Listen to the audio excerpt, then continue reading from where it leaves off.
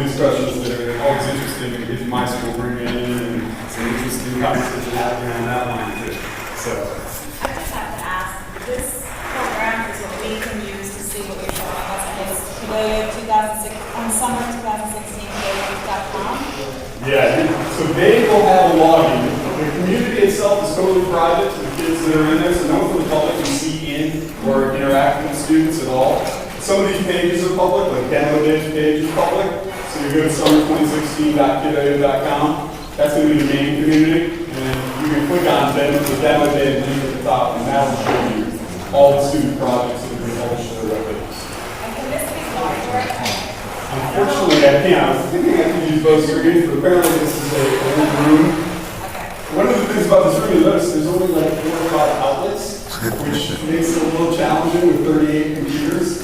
So we've been in the new CS building for the majority of these 2 weeks, which are nothing but high-tech equipment over there. Over here, we all had gathered together to get our power and stuff. So unfortunately, this is the best I can do. Welcome back to 1975. Yeah.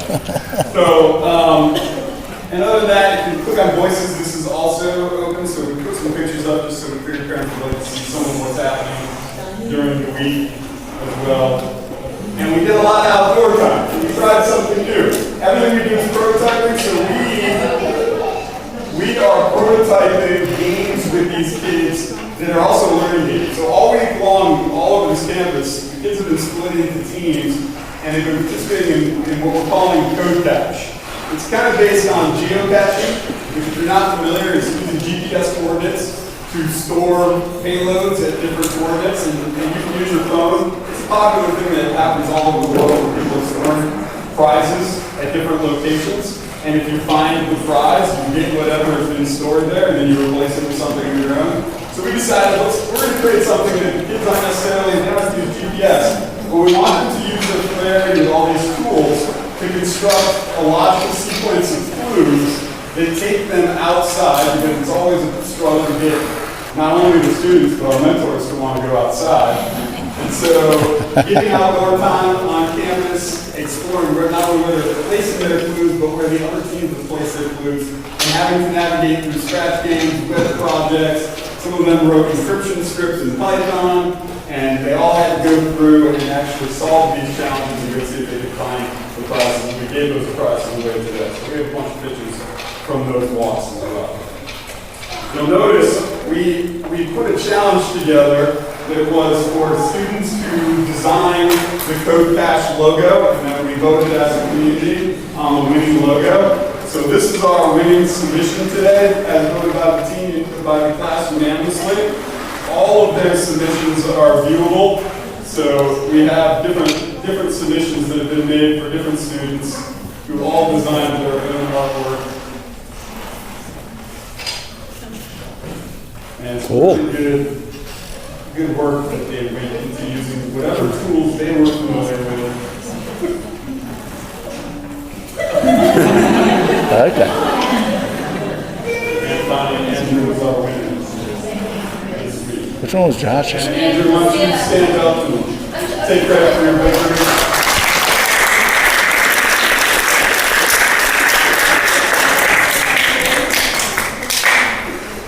Okay, so now let's take one more thing. So on each of your students' accounts, if they log in and show you this, one of the things that's included is they're being given their own portfolios, where they're going to have all the badges for the projects that they've completed.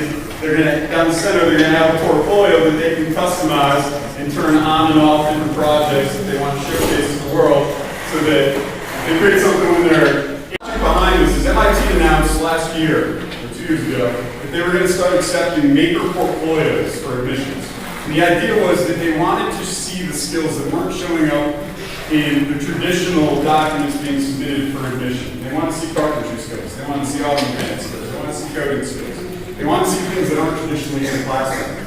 And so this idea of a portfolio, Ohio State jumped onto it, now there's a number of universities jumping onto it. This is kind of our system response to that. But the secondary level of this is that each of the kids have their own websites, and so at Stanford and Duke, and some of the leading schools around the country, they're giving domain names to their incoming freshmen, and then expanding it across their entire campus. So all of their students have their own domain names. and they're able to construct their own portfolio of their projects, and the professors have their own websites, and they can communicate directly through their own domains. So rather than putting your data into a learning management system that you can never get out of, it's all under your control, and the data remains under your control, even after you leave the university or after you leave your K-12 experience.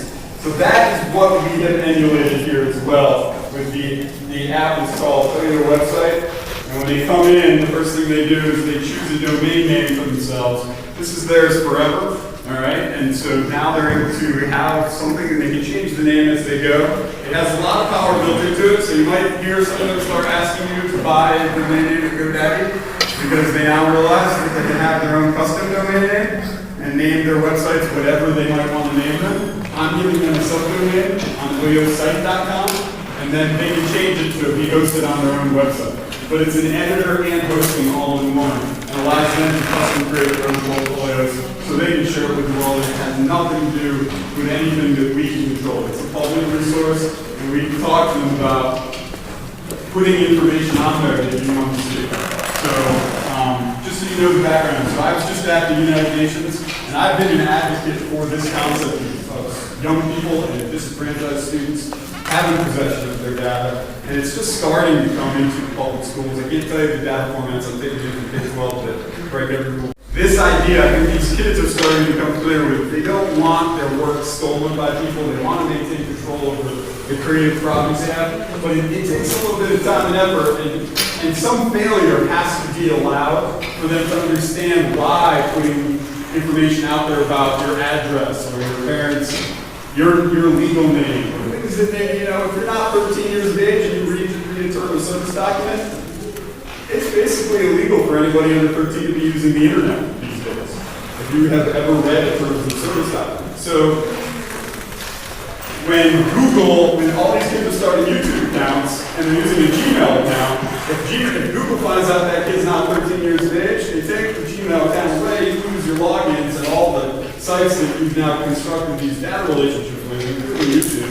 and it becomes a real problem. So there's a conversation happening with Google about how this can work and how parents can be involved to give a little bit of data protection over the efforts that these kids are making at ever younger ages. Because obviously we have some 8-year-olds here in this group that are now fully capable, and you'll see maybe even beyond some of us in this group. So, with that being said, I am going to have each of these teams come down. What they were asked to do this week was they needed to choose a leader to create a team webpage. On that team webpage, they had to have links to every individual's personal webpage, and they had to have a link to their code cache webpage. Now, their code cache webpage is kind of a beginning point, and then it goes through a series of different challenges that take them, in some cases through social media, in some cases they should scratch and weave around different resources. So it's just a beginning point. So they put a lot of effort together on this. We hopefully have everything functional. We've done triple, quadruple checking, so let's see how this goes. But Team Panda, you're up first.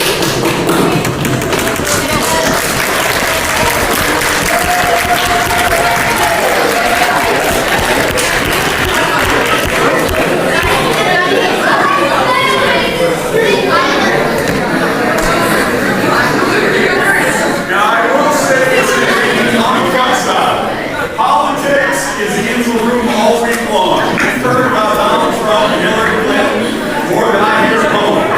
So, my editorial authority,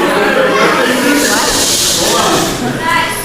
I practice low censorship here. All right, there's a lot of freedom being going on, and unless it's egregious, I'm letting it stay, and you guys can evaluate it on your own merits. Who's the team lead on the website? Somebody come.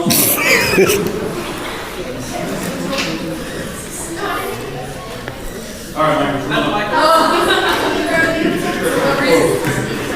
Oh, it is. All right, excellent. So what you're going to